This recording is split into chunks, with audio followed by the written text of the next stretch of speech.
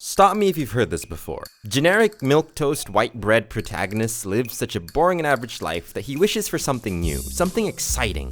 Next thing you know, he gets murked by an Autobot, and instead of dying, he gets sent to a world where every woman he meets is so down bad for him because of how generically generic and boring he is. What can I say except literally me?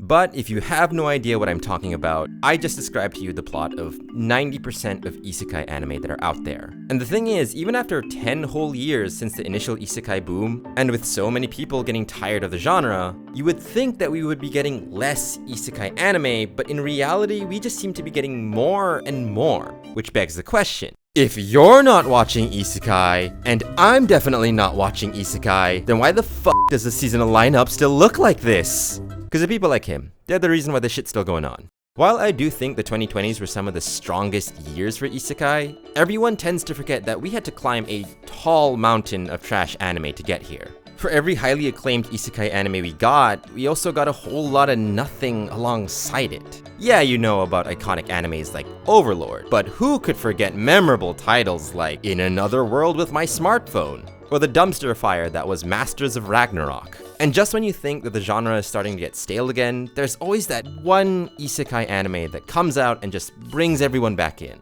So I thought it'd be really fun to see what's going on with isekai today, why it just won't die, and why I think the genre is here to stay. Spoiler alert, it's not what you think it is. Yeah, that's enough clickbait for one intro. Roll the montage!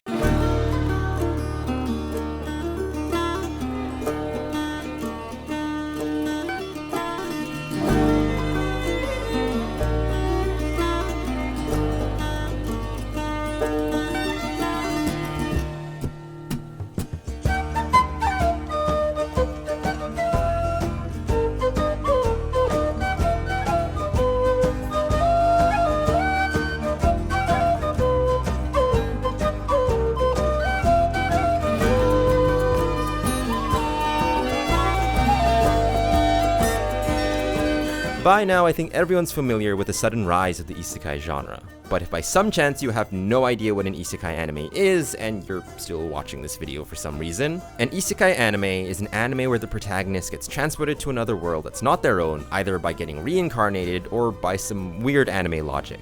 And the thing is, this kind of plot isn't exclusive to anime. There are plenty of Western media that you can say are technically isekai.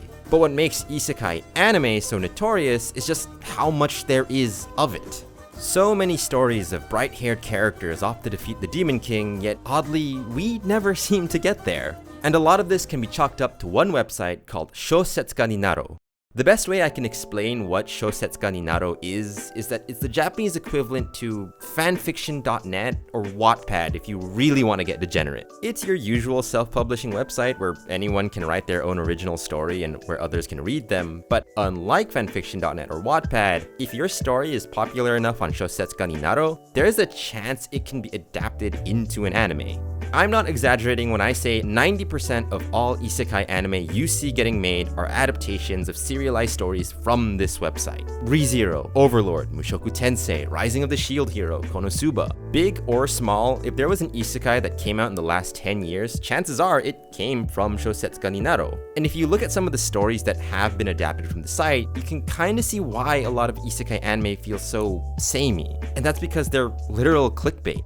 I know this sounds crazy, but let me use YouTube as an example. Remember when Casey Neistat was really popular and every vlogging YouTuber changed their content to be more like Casey Neistat? Or when MrBeast got big and every YouTuber changed their video and thumbnails to be more like his? Which is how you got that iconic MrBeast style intro that every YouTuber seems to do now. You know the one I'm talking about, you definitely have seen it before.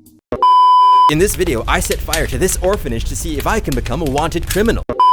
But instead of YouTube, put that same influence on a website where aspiring authors could get an anime brand deal, and you can see why isekai anime feels so samey. Why risk doing something new and original when you can just copy the people at the top and what's proven to work? It's the reason why every isekai MC looks the same and lives in a world that's basically Timmy's first D&D campaign. And just like YouTube, individual creators are desperately trying to get the attention of readers and potentially studios. Why are isekai plots getting more and more outlandish and weird? Well, that's because it's literal clickbait to get you to read their stories. We went from bland Protag-kun just getting transported to another world to bland Protag-kun getting transported to another world with his smartphone, getting transported to another world but he turns into a girl, getting transported with his mom, getting transported with 3 moms. Doesn't matter if it's YouTube, Twitch, or even TikTok. If you want the right attention, you're gonna need something attention-grabbing. Content creators will always try to do what's popular even if it's not the content that they usually do. Authors on Shosetsuka ni Naro are no different. With so much user-generated content, you're gonna have to follow the trends a bit if you wanna maintain being relevant.